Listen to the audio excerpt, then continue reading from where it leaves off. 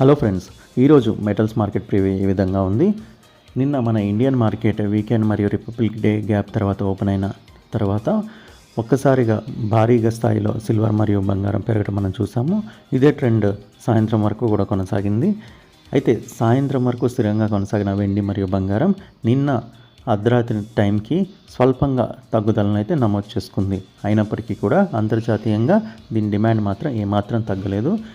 ఎందుకంటే ఈరోజు అంతర్జాతీయ మార్కెట్ ఈరోజు ఉదయం మన మార్కెట్ని విశ్లేషించినట్లయితే సిల్వర్ తిరిగి పుంజుకొని ఔన్స్ ధర $112 వద్ద ట్రేడ్ అవుతుంటే బంగారం రికార్డ్ స్థాయిలో తిరిగి పెరిగి 5,161 వద్ద ఔన్స్ ధర కొనసాగుతుంది. దీన్ని బట్టి మనకి ఏమర్థమవుతుందంటే డిమాండ్ ఏమాత్రం తగ్గలేదు. అదేవిధంగా ఇదే ట్రెండ్ కానీ కొనసాగితే ఈరోజు తిరిగి ఇండియన్ కమోడిటీస్ మార్కెట్ ఓపెన్ అయ్యే సమయానికి బంగారం మరియు వెండి ధరల్లో పెద్ద మార్పు ఏముండదు. స్థిరంగా లేదా స్వల్పంగా గ్రీన్లో అంటే పాజిటివ్లో ఓపెన్ అయ్యే అవకాశం కనిపిస్తుంది.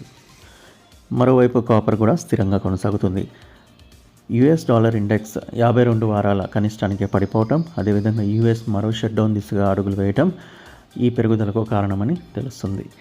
ఇలాంటి daily gold and silver updates కోసం మన పేజ్ని ఫాలో అవ్వండి. Thank you.